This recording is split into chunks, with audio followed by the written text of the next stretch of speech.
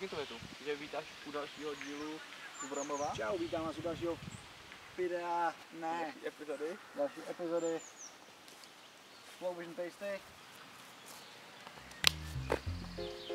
Ahoj, vítám vás u další epizody Flow Vision Tasty. Tentokrát jsme v Bromově, na který jste nás odkázali v našich komentářích. A jdem na to. Tak jo, nacházíme se v klášterních zahradách. Vchod do klášterek najdeš napravo za Lidlem, u Lidlu taky najdeš autobusovou zastávku a od ní se sem dostaneš pohodlně pěšky. V tomhletom komplexu najdeš zíťky, zábradlí a taky super místa na tricking.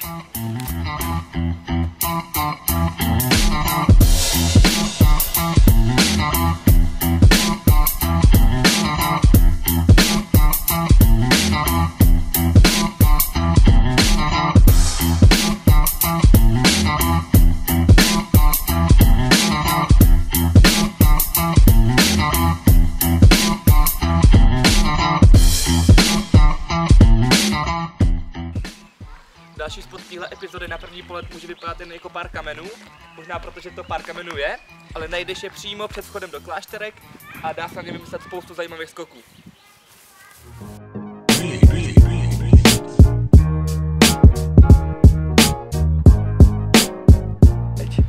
Právě jsme na dalším místě, který je asi 5 minut vzdálený od minulého spotu.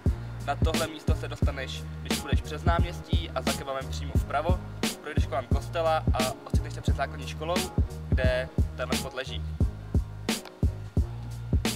Tenhle spot je pro zkušenější runnery, protože tady je jenom tvrdý podklad, jako je beton nebo tyhle ty žulové kostky a pum!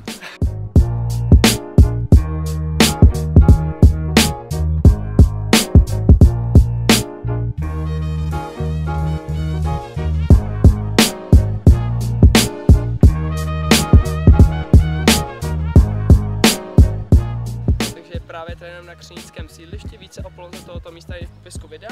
Najdeš tady tyhle 3 betonové útvary, které se nacházejí vždy mezi jednotlivými panelákama.